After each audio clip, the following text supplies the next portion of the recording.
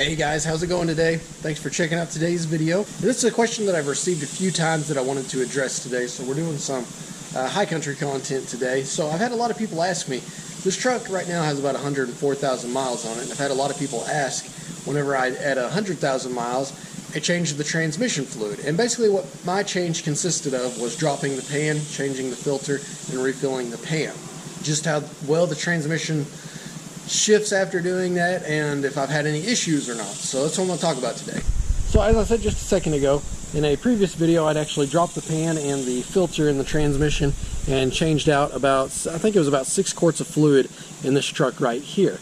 Now this is a 2014, so it has the 6L80 transmission in it that is a automatic 6-speed, and that is actually GM's first actual maintenance schedule for this transmission, which seems like a really long time.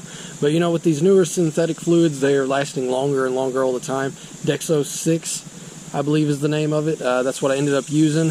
I've got a really great video on how to change the fluid in this, so if you're interested, just check that out. But the fluid was pretty dark whenever I changed it, which had me a little concerned at first. I'll see if I can find a little clip of what color the fluid was whenever it came out. I've got the pan out here.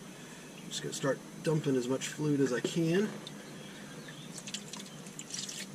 You can see, guys, it's time to change this fluid. It is nasty. Remainder into here. But now, before you pop the hood, let's take a look at the fluid now. After 6 quarts has been changed out, let's see what it looks like.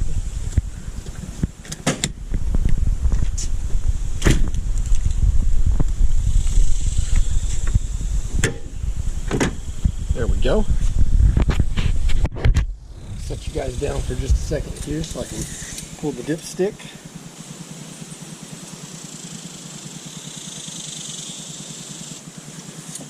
Alright, so I got just a bit off the dipstick here on a white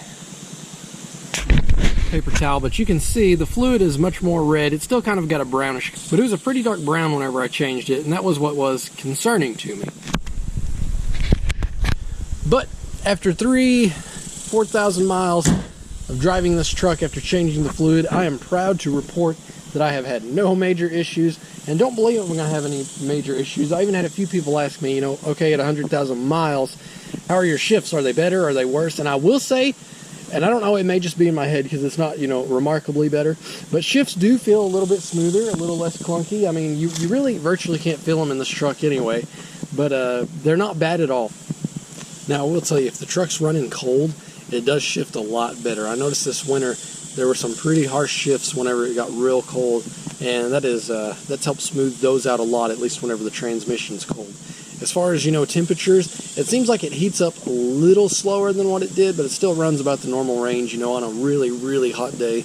You know, we're talking about 100 degrees. This truck can see about 190, 195 on the transmission fluid if you look inside the gauge cluster there. And that's normal. That's what it's supposed to run at. But it does seem like it takes a little bit longer now to get that heated up.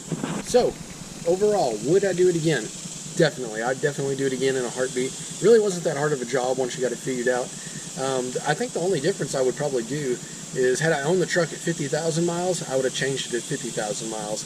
Whereas, you know, I went ahead and did the 100,000 mile interval. So, according to GM, that's supposed to be the first interval on a regular driving schedule. However, if you drive in what they consider harsh or severe conditions, then you can go ahead and change it to 50,000 miles, which that's probably what this truck should be at, because it does see a lot of dirt roads. And living in the Ozark Mountains, you know, we are pulling hills quite a bit in this truck.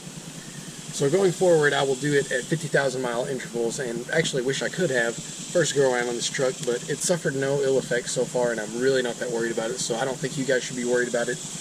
If you go much further than 100,000 miles, yeah, I might start getting concerned. You know, that's your call on that. So guys, that's my personal take on changing transmission fluid on these 2014 to 2019 Silverados. What's your guys' opinion? What do you like to change them at? What do you recommend? Let me know down in the comments. And if you got any questions, leave them down there below as well. I'll be glad to answer them, or somebody else may be able to help you out with your questions. Alright guys, until next time, take care.